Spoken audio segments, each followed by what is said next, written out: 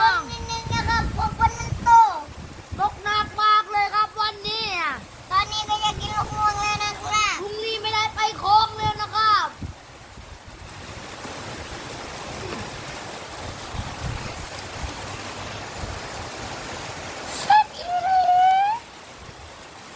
เซฟ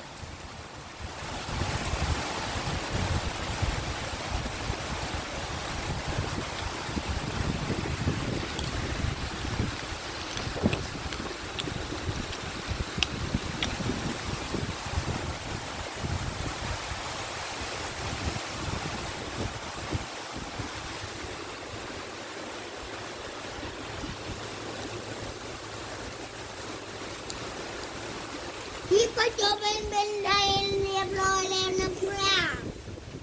พอยังกินก็ได้แล้วนะครับหมดแล้วหมดเลยจบคลิปแล้ว วิธีทำน้ำจิ้มมะม่วงแซ่บๆครับพี่น้องครั้งแรกครับพี่น้องใส่เกลือครับพี่น้องใส่น้ำตาลครับพี่น้องใส่น้ำปลาครับพี่น้องใส่ถั่วไอติมครับพี่น้อง